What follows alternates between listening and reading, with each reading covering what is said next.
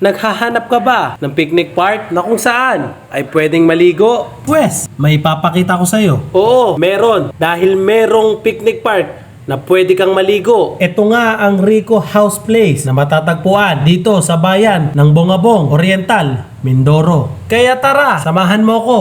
Ipapakita ko sa'yo.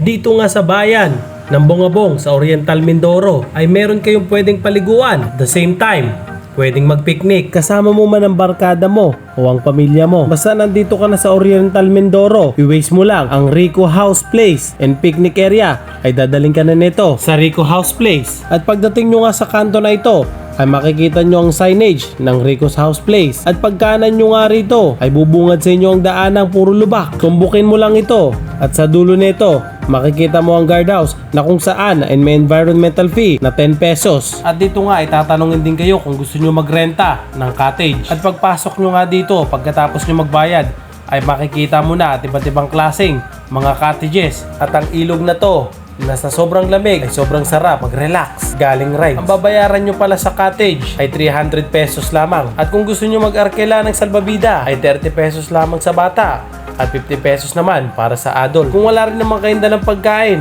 ay walang problema dahil may ino-offer din sila dito na iba't ibang klaseng mga snacks na kayo na lang ang mamimili kung ano ang gusto ninyo. Mga kagala, kung naghahanap ka nga na pwede mong liguan galing rides para mag-relax ay may sasuggest ko sa inyo ang Rico House Place. Dahil sa sobrang lamig nito ay tiyak marirelax kayo. At hindi lang kayo basta-basta marirelax dahil pag naligo kayo rito gamit ang salbabida, feeling nyo bumalik kayo sa pagkabata nyo. Kaya mga kagala, kung balak nyo pumunta sa Mindoro, isama nyo na to sa bucket list nyo. So mga kagala, ito ang Rico's House Place na matatagpuan sa bayan ng Bongabon, Oriental, Mindoro. Mga kagala, paalala lang, ride safe and peace out.